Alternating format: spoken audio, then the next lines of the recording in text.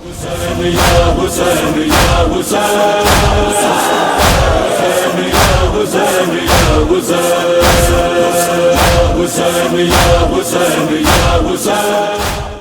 لا حول ولا قوة إلا بالله العلي العظيم۔ بسم الله الرحمن الرحيم۔ الحمد لله رب العالمين، الصلاة والسلام على أشرف الأنبياء والمرسلين، سيدنا ونبينا وطبيب قلوبنا وشفيع ذنوبنا، مولانا ومولى الثقلين جد الحسن والحسين أبي القاسم محمد،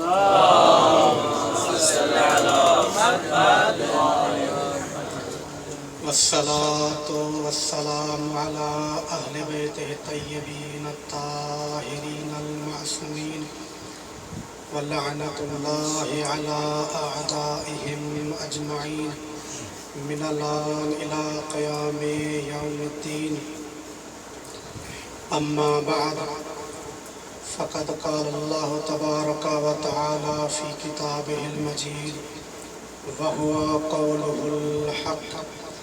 بسم الله الرحمن الرحيم۔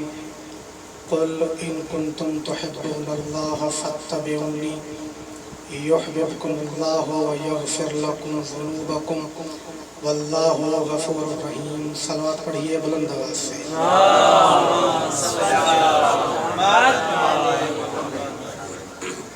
سب سے پہلے دعا گو ہوں کہ خداوند متعال اس مجلس اعزا کے صدقے میں جتنے بھی حاضرین یہاں پر موجود ہیں ان سب کی تمام تمنائیں پوری فرمائے، جو بھی مومنین و مومنات پریشان حال ہیں ان کی پریشانیاں دور فرمائے، جو بیمار ہیں انہیں شفاء کامل و عاجلہ عنایت فرمائے، اور ہم جس مقصد کے لیے یہاں پر آئے ہیں ہمیں اس مقصد میں کامیاب ہونے کی توفیق عنایت فرمائے، ہمارے مولا کے ظہور میں تعجیل فرمائے، اور ہم کو اپنے مولا کے آوان و انصار میں شمار فرمائے۔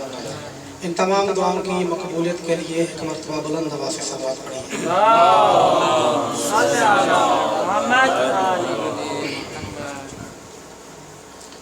ماشاءاللہ بڑے ہی احسن انداز میں آپ لوگ سماعت فرما رہے ہیں۔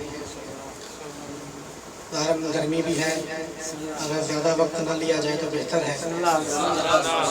اپنے ہی وقت کے اندر چاہوں گا کہ چند معروضات آپ کی خدمت میں عرض کروں۔ سورہ آل عمران کی 31ویں آیت میں نے آپ کے سامنے پڑھنے کا شرف حاصل کیا، جس میں ارشاد خداوندی ہو رہا ہے اپنے محبوب سے، قل اے میرے رسول تم کہہ دو، ان کنتم تحبون اللہ، کہ اگر تم اللہ سے محبت کرتے ہو فاتبعونی تو پھر میرا اتباع کرو۔ اگر تم میرے رسول کا اتباع کرو گے، اگر میرے رسول کی اطاعت کرو گے تو پھر بدلے میں اللہ تمہیں دو انعام دے گا۔ یحببکم اللہ، اللہ بھی پھر تم سے محبت کرنے لگے گا، وَيَغْفِرْ لَكُمْ ذُنُوبَكُمْ، اور اللہ تمہارے سارے گناہ بخش دے گا، وَاللَّهُ غَفُورٌ رَحِيمٌ۔ یہ آیت کا ظاہری ترجمہ علماء کرام کا مجمع ہے۔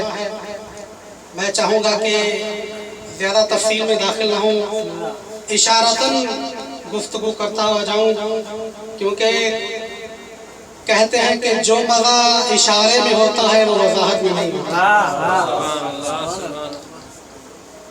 آیت کا ظاہر یہ بتا رہا ہے کہ کچھ لوگ نبی کے زمانے میں ایسے ضرور تھے جو نبی کے ارد گرد بیٹھ کر ہی اللہ کی محبت کا دم بھر رہے تھے۔ کہتے تھے کہ پروردگارہ ہم تجھ سے محبت کرتے ہیں، ہم کو تجھ سے بڑی محبت ہے، لیکن اللہ کا جو جواب آیا، اللہ کے اس جواب یہ چل رہا ہے کہ جو انداز محبت تمہارا ہے وہ اللہ کو پسند نہیں ہے. تھوڑا سا اگر بیدار ہونا ہو، ایک گفتگو میں نے چھیڑی ہے اور میں چاہوں گا کہ اس کو کسی منزل تک پہنچاؤں. جو انداز تمہارا ہے وہ اللہ کو پسند نہیں ہے. تم کہتے ہو کہ اے اللہ تو ہمارا محبوب ہے، ہم تجھ سے محبت کرتے ہیں. اللہ کہتا ہے یہ انداز مجھے پسند نہیں ہے. اگر تمہیں مجھ سے محبت ہے تو میرے رسول کی اطاعت کرو. یہ انداز محبت مجھے پسند ہے. اگر تم اس راستے سے آنا چاہو تو تمہاری محبت ناقابل قبول. اگر اس راستے سے آؤ تو تمہاری محبت مجھے قبول ہے. یہ اللہ نے کہا کیوں؟ محبت کا دعویٰ تو اللہ سے ہو رہا تھا. اللہ نے یہ کیوں کہا کہ میرے رسول سے اطاعت کرو؟ دیکھیں کسی سے یہ گفتگو تھوڑی دلچسپ ہے، علماء کا مجمع ہے، جیسا آغا نے بھی کہا کہ کھل کر یہاں پڑھ سکتے ہیں. محبت کرنے کے قبلہ بہت سے راستے، بہت سے طریقے ہوتے ہیں. جب انسان کسی سے محبت کرتا ہے، کچھ طریقے محبت کے ایسے ہیں جو انسان خود بنا لیتا ہے کسی سے محبت کرنے کے. کچھ راستے انسان خود تلاش لیتا ہے، مگر کچھ راستے ایسے ہیں جو اللہ نے بتائے ہیں. اللہ نے بھی محبت کرنا سکھایا ہے کہ اس انداز میں محبت کرو. یہ محبت کرنے والوں کو اللہ کا یہ جواب دینا کہ اگر تم مجھ سے محبت کرتے ہو تو میرے رسول کی اطاعت کرو، اس سے یہ واضح ہو رہا ہے کہ اللہ ان کو بتانا یہ چاہتا ہے کہ خبردار، جو طریقے محبت کرنے کے تمہارے اپنے تراشے ہوئے ہیں ان پر چل کے نہ آنا. جو راستہ میں نے بتایا ہے اس پر چل کے آنا، اور میرا بتایا ہوا راستہ میرے نبی کی اطاعت ہے. اس راستے پر آؤ گے تو ٹھیک ہے. تمہیں مجھ سے اگر محبت ہے تو پھر میں تمہارا محبوب بننے کے لیے تیار ہوں. یہ فقط راستہ ہے مجھ تک اور میری محبت تک پہنچنے کا. اچھا وہ کہیں گے ٹھیک ہے مولا، اب آپ کی اطاعت کے بغیر کوئی چارہ ہے نہیں. تو جب انسان کو اللہ سے محبت ہو جائے تو ہوتا کیا ہے؟ تاریخ میں دیکھیے آپ کو بہت سے نمونے ملیں گے اللہ کی محبت کے، اللہ کی محبت کے، اللہ کی الفت کے. لیکن دامن وقت میں گنجائش نہیں ہے سب کو بیان کروں. ایک کی طرف اشارہ کروں گا. جب انسان کو اللہ سے محبت ہو جائے، پھر چاہے اس نے صبح سے کچھ بھی نہ کھایا ہو، اگر دروازے پر کھانا کھانے کے وقت کوئی مسکین آ کر کہہ دے کہ میں نے کچھ نہیں کھایا مجھے کھلاؤ، وہ خود نہیں کھاتا، اسے کھلاتا ہے.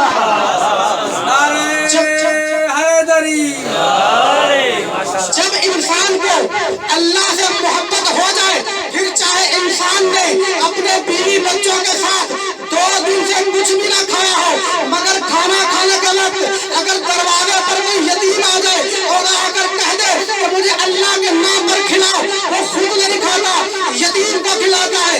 اگر کسی انسان کو اللہ سے ایسی محبت ہو جائے، چاہے اس نے 3 دن سے کچھ نہ کھایا ہو، لیکن دروازے پر کوئی اسیر آ کر کہہ دے کہ میں نے کچھ نہیں کھایا مجھے کھانا کھلاؤ، میں بھوکا ہوں، وہ انسان خود نہیں کھاتا، کھانا اٹھا کر اس اسیر کو دے دیتا ہے. جب یہ انداز محبت ہو، جب کسی کو اس انداز کی اللہ کے ساتھ محبت ہو جائے، پھر اسے نہیں کہنا پڑتا کہ پروردگارا میں تجھ سے محبت کرتا ہوں، بلکہ اللہ ان کی محبت کو دیکھ کر آیتیں نازل کرتا ہے وَيُطْعِمُونَ الطَّعَامَ عَلَىٰ حُبِّهِ مِسْكِينًا وَيَتِيمًا وَأَسِيرًا.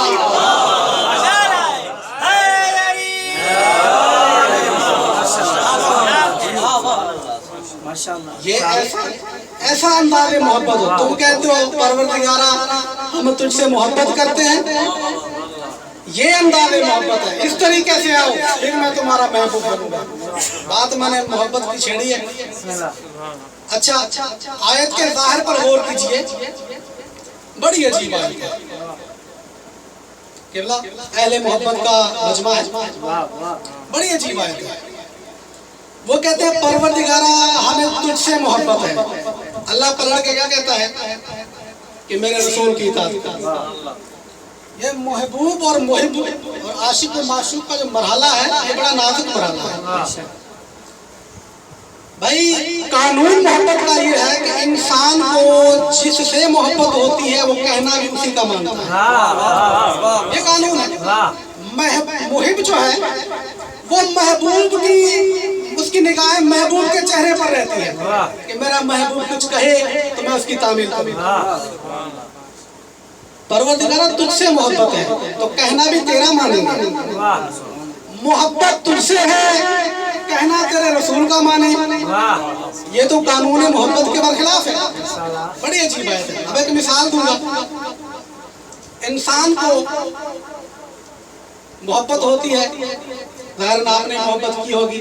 ماں باپ سے محبت ہوتی ہے, بہن بھائیوں سے محبت ہوتی ہے, اپنے عزیز و اقارب سے محبت ہوتی ہے, دوست و احباب سے محبت ہوتی ہے, اپنی زوجہ سے محبت ہوتی ہے, اپنی اولاد سے محبت ہوتی ہے. تھوڑا سا غور کیجیے. یہ محبت ہے لیکن ہر محبت کا ایک جیسی ہوتی ہے. جو محبت ماں باپ کی ہے وہ بہن بھائیوں کی ہے. ایک لطیف مثال ہے آپ سے معذرت چاہتے ہوئے بھی میں اپنے جیسے سادہ لوگوں کے لیے مثال دوں, شاید آپ لوگ اس سے مبرہ ہوں. اگر کسی انسان کو کسی خاتون سے محبت ہو جائے تو کیا ہو محبت کا انجام یہ نکلے کہ اس کے ساتھ شادی بھی طے پا جائے. ہم نے اپنے معاشرے میں یہ بہت دیکھا ہے, آپ نے بھی دیکھا ہوگا یقیناً. جب انسان کو محبت ہو جائے اور اس کے ساتھ رشتے میں بندھ جائے تو پھر کیا ہوتا ہے, وہ کچھ اور کرے یا نہ کرے کم از کم ایک تصویر اس کی اپنے پاس ضرور رکھتا ہے. اس محترمہ کی ایک تصویر رکھتا ہے اپنے پاس.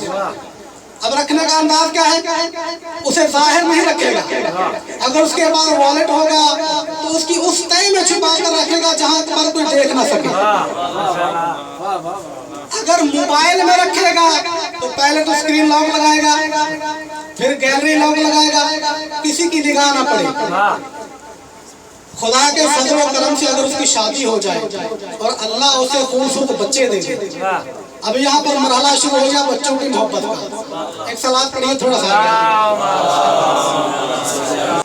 اللہ اسے اولاد دے دے اور ماشاءاللہ اس کی اولاد بھی بڑی خوبصورت ہو, وہی کام کرے گا جو خاتون کی تصویر کے ساتھ کیا. اس کی تصویر کو چھپا کے رکھا تھا, بچے کی تصویر کو سب سے اوپر لگائے گا.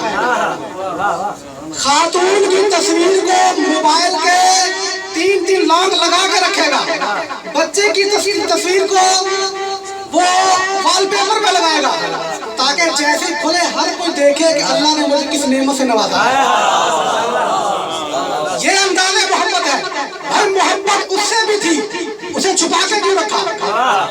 محبت بچے سے بھی ہے, اسے برملا کیوں کیا؟ آخر ماجرا کیا ہے؟ یہ وہی میں سمجھانا چاہتا ہوں کہ محبت اللہ سے ہے, اطاعت رسول کی کیوں؟ بڑی عجیب بات ہے نا, اس عجیب کو ہم نے سمجھنا ہے.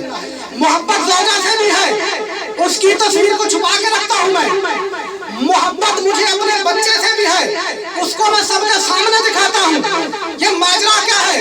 ہمیں تو محبت کی سمجھ نہیں آتی, ہمیں تو کچھ پتا نہیں محبت کیا ہوتی ہے, ہمیں تو پتا نہیں عشق کیا ہوتا ہے. ہم تو لاشعور لوگ ہیں. جب اہل محبت سے پوچھا گیا تو جواب یہی ملا.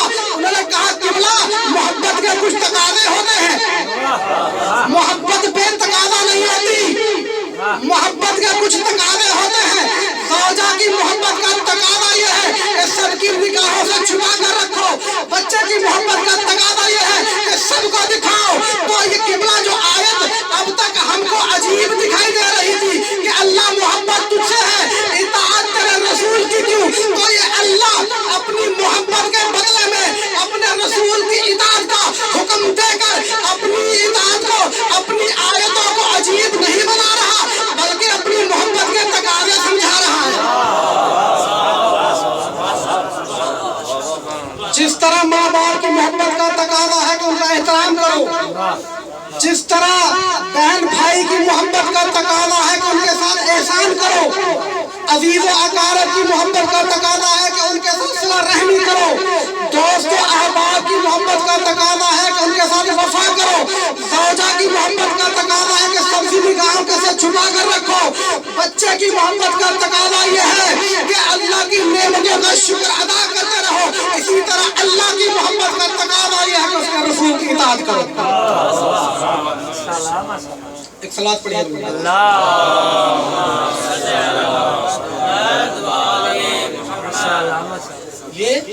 یہ وہ انداز محبت، جب محبت خدا تجھ سے ہے تو اطاعت رسول کی۔ اللہ نے بتایا کہ یہ تقاضۂ محبت ہے۔ اب تقاضا جب محبت سمجھ میں آئی، محبت کا تقاضا سمجھ میں آیا، تو پھر ان کو بات سمجھ میں کہ ہاں یہی وہ راستہ ہے کہ جس کے ذریعے ہم اللہ کی محبت تک پہنچ سکتے ہیں۔ چلے مان لیا پروردگار تقاضۂ محبت تمہیں سمجھا دیا، ہمیں سمجھ بھی آ گیا، اب ہمیں یہ بتا کہ ہم نے تیری محبت پانی ہے، تیری محبت کے بغیر چارہ نہیں، کیونکہ تیری محبت کے بدلے میں جب ہم تجھ سے محبت کریں گے تو تو پھر ہم سے محبت کرے گا، جب تو ہم سے محبت کرے گا تو ہمیں ہمارے گناہوں کی بخشش ہو جائے گی۔ اب ہمیں یہ بھی بتا کہ تیری اطاعت کریں، رسول کی اطاعت کریں کیسے؟ جب اتنا بتا دیا کہ وہ رسول، دیکھیں یہ وہ رسول ہے کہ جس کے لیے اللہ نے قرآن مجید میں صرف اتباع کا حکم نہیں دیا، توجہ میری طرف ہے، صرف اس آیت میں کہا قل ان کنتم تحبون اللہ، اتباع کا حکم ہے، اور دوسری اسی کے بعد والی آیت میں کیا کہا قل اطیعوا اللہ والرسول، یا لفظ اطاعت کا لا تعداد آیت اتباع اور اطاعت کے بارے میں قرآن میں موجود، لیکن دونوں میں فرق ہے۔ اتباع اطاعت ہوتی ہے قول میں، اتباع ہوتا ہے عمل میں، یعنی اللہ قرآن مجید میں اپنے نبی کی اطاعت اور اپنے رسول کے اتباع کا دونوں کا حکم دے کر کہنا یہ چاہتا ہے کہ دیکھو میرے رسول کی اطاعت بھی واجب ہے، میرے رسول کا اتباع بھی واجب ہے، اطاعت عمل میں ہے، اطاعت قول میں ہے، اتباع عمل ہے، یعنی اللہ کہنا یہ چاہتا ہے کہ جو میرا رسول کہے تم اس پر بھی عمل کرو، جو کر کے دکھائے اس پر بھی عمل کرو۔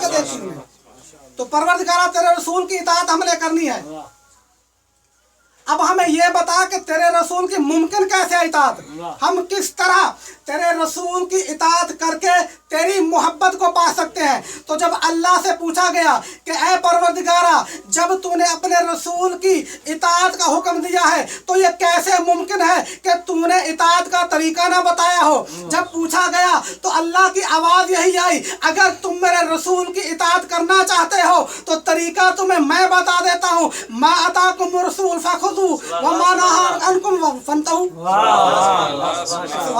یہ دو فائدے اللہ نے ساتھ میں بتائے کہ جو بھی اللہ سے محبت کرتا ہے اور یہ محبت اس کے رسول کی اطاعت کے راستے سے ہے تو اللہ اس کو دو چیزیں دیتا ہے، ایک تو اس کے سارے گناہ بخش دیتا ہے اور بدلے میں اللہ بھی اس سے محبت کرنے لگتا ہے۔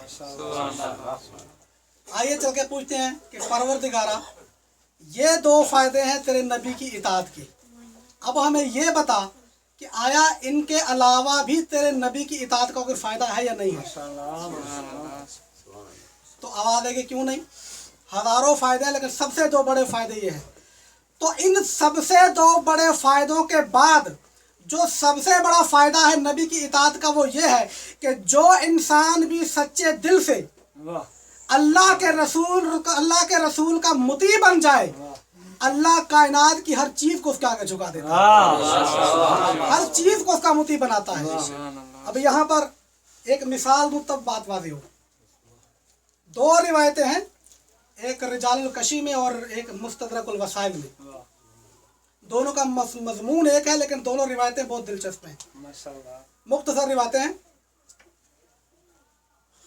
کہ ہم نے اس کو سمجھنا ہے کہ جو چیز بھی، جو بندہ بھی اللہ کے رسول کا مطیع بن جائے اسے ملتا کیا ہے، بدلے میں اسے کیا حاصل ہوتا ہے۔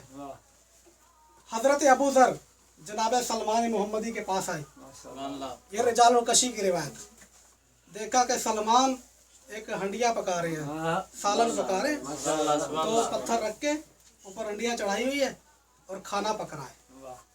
अबू ज़र आए, सलमान के पास खाना पक रहा था, आके दोनों बैठ के बातें करना शुरू हो गए। तो बातें करते करते क्या हुआ कि वो जो देगची चूल्हे के ऊपर चढ़ी हुई थी वो जमीन पर गिरी। जैसे ही जमीन पर गिरी, रिवायत कहती है कि उल्टी गिरी। अब फितरत क्या है, कानून क्या है कि अगर बर्तन गिर जाए उसके अंदर जो कुछ भी हो वो सारा बह जाता है। लेकिन रिवायत कहती है कि हंडिया चूल्हे से गिरी लेकिन हंडिया के अंदर से कुछ ना गिरा, पानी का एक कतरा भी बाहर ना गिरा। सलमान ने क्या किया, उसको उठाया और दोबारा चूल्हे पे रख दिया। अब अबू ज़र ने ये देखा, हैरान और परेशान कि भाई ये क्या माजरा होगा, ये सलमान हमारा दोस्त, ये इसने क्या कर दिया। ऊपर चढ़ाया, 2-3 बातें की कि वो दोबारा गिरी, उसी अंदाज में दोबारा गिरी। जब दोबारा गिरी तो फिर वैसा ही हुआ। अब ये देखकर अबू ज़र से रहा ना गया, बगैर कुछ कहे वहां से उठ के चला गया, हैरान और परेशान, सरगर्दान। अबू ज़र ने देखा सलमान ने क्या कर दिया। जाते जाते रास्ते में मौला कायनात मिले। कहा अबू ज़र खैर तो है, बड़े परेशान दिखाई दे रहे हो। कहा मौला बड़ी मुश्किल आ गई है। कहा अबू ज़र अपनी मुश्किल बयान करो। तो मुश्किल कुशा के सामने खड़े। अबू ज़र हुआ क्या, अपनी मुश्किल, मौला सलमान मुझे समझ नहीं आया, सारा किस्सा बयान किया। अब जो मेरे मौला ने सलमान के बारे में 5 जुमले कहे हैं वही सुन लो, हमेशा तुम्हें याद रहेंगे। मौला सलमान मुझे समझ नहीं आया। कहा क्या किया, सारा माजरा सुनाया। जब सारा माजरा अबू ज़र ने सुनाया ना तो मेरे मौला ने कहा या अबा ज़र इन्ना सलमान लो हद्दसका बिमा यअलम लकुल्ता रहमल्लाहु कातिल सलमान। है अबू ज़र, तुम सलमान को पहचानने की कोशिश कर रहे हो। खुदा की कसम, जो इल्म सलमान के पास है अगर वो उसे जाहिर कर दे तुम ही कहोगे कि अल्लाह सलमान के कातिल पर रहम करे। फिर दूसरा जुमला इससे बड़ा कहा कि या अबा ज़र इन्ना सलमान बाबुल्लाह फिल अर्ज़। सलमान जमीन पर अल्लाह का दरवाजा है। इससे बड़ा जुमला तीसरा कहा मन अरफहु काना मोमिनन। जिसे सलमान की मार्फत हासिल हो जाए वो मोमिन बन जाता है। यहाँ पर मेरी खिताबत के नुक्ते थे, मैं गर्मी की वजह से छोड़ के जा रहा हूँ, मुझे अफसोस रहेगा। ठीक है, फिर 4था जुमला कहा मन अनकरहु काना काफिरन। जो सलमान का मुनकर हो जाए वो काफिर हो जाता है। एक जुमला जरूर कहूंगा, सलमान कौन है? सलमान नौकर है अली का, अली मौला है सलमान का। अली कह रहे हैं जिसने सलमान का नौकर, जिसने सलमान का कुफर किया उसने कुफर किया। तो मुझे जरा सोच कर बताओ, जो ऐसे गुलाम का मुनकर हो जाए वो काफिर हो जाता है, तो जो मौला का मुनकर है वो कितना बड़ा काफिर होगा।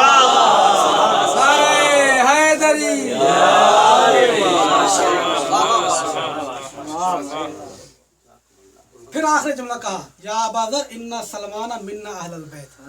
सलमान तुम्हें कैसे समझ में आएगा, सलमान हम में से है। जब हम किसी को समझ में नहीं आते तो जो हम में से है वो क्या समझ में आएगा।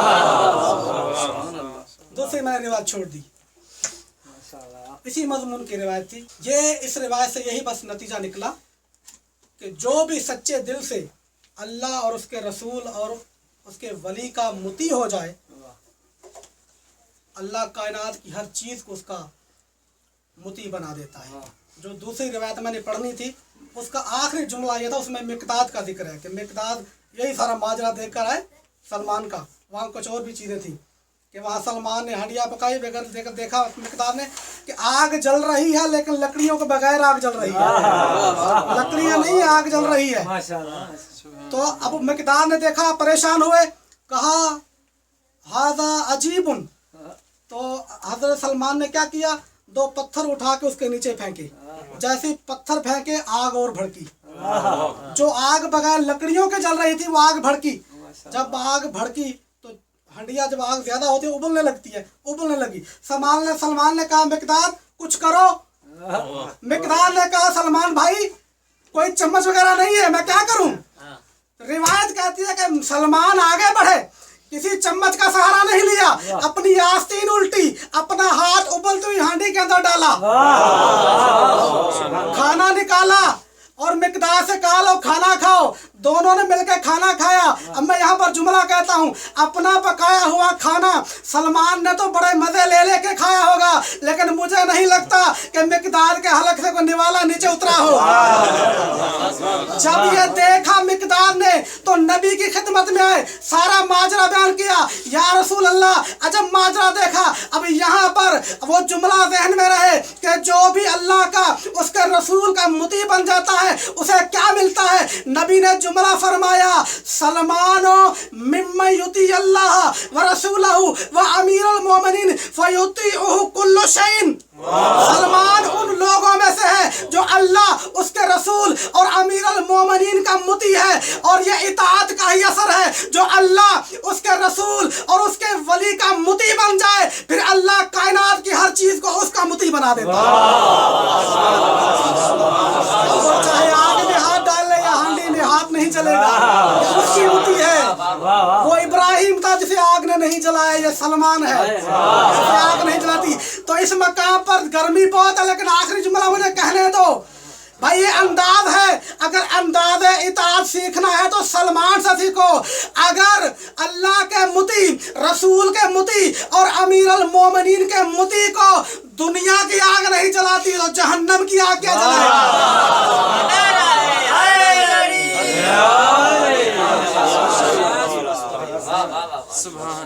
हुसैन या हुसैन या हुसैन, हुसैन या हुसैन, हुसैन या हुसैन या हुसैन, हुसैन या हुसैन। खुद हो जमीन पर जिसे भी देखनी, बादशाह शाह जवाना ने खुद की। देख ले वो एक बार करबला, करबला से आ रही है ये सदा। हुसैन या हुसैन या हुसैन, हुसैन या हुसैन, हुसैन या हुसैन या हुसैन।